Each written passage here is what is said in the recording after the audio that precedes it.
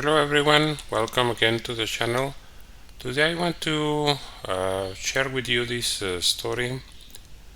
It says that US officials are voicing concern about the possibility of DNA warfare, and in general they are saying that currently there is no legislation in the United States specifically for the handling of information, DNA information, or there is no privacy, and in general, essentially when you do one of those DNA testing kits, they say that your DNA becomes the property of the person or the company that is sending you the testing kit, and in return they give you some information, some interesting insights into your DNA, but probably a lot of people don't even read what the DNA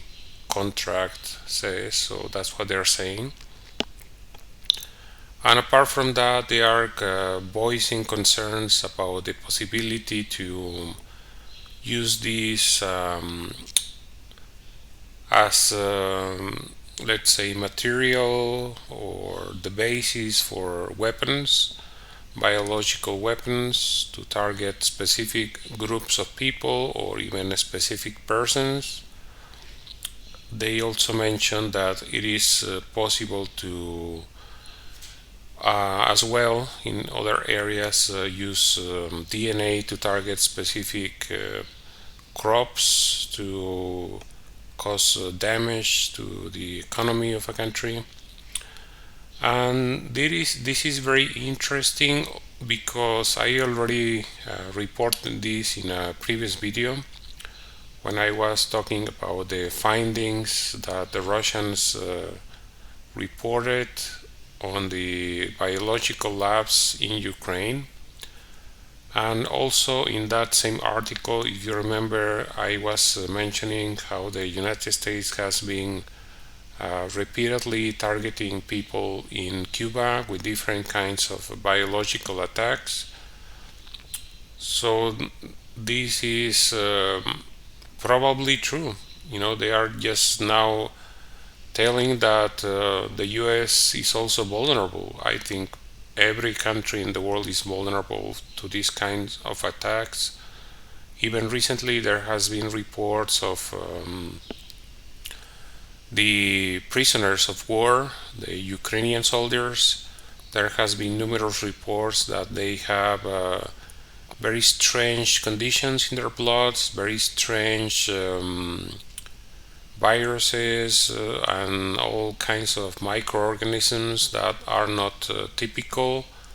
So there is a speculation that there has been some biological testing done on Ukrainian soldiers. And also in that previous video I reported that there were a lot of reports of people in the Donetsk and Luhansk People's Republic getting sick with diseases that are not typical, getting sick with the higher incidence of certain diseases as well. So there is a lot of speculation of how they were using all the information, all the laboratories in the Ukraine, and there's still not all of the laboratories have been discovered. By now probably all of them have been scrubbed, but the laboratories that were found had a lot of information, negative information, of how the US together with Ukraine was working in different vectors for infection, including mosquitoes and other birds, for example, to target people in Russia. Also, this article mentions the fact that Russia previously reported this 5 years ago, to be exact, that there were some companies operating in Russia collecting samples specifically of people from Russia. And Putin said that it was some kind of concern. There were also a lot of collection of images of people from Russia. So this is a reality. This is the world that we're living in now. They can create targeting weapons specifically for certain groups of people, to create basically all kinds of weapons. So this is the reality that we're living now, and I think a lot of people should be very concerned about trying to get all this uncontrolled testing done. But it is so easy to do. You just go for blood testing. It doesn't need to be even for DNA. You just go for a job interview and they ask you to have a blood test for all kinds of things, or even for drug testing, and they already have your DNA. So this is already happening. There's a lot of opportunities for all these institutions to collect samples from people all over the world. So God knows what will happen. This is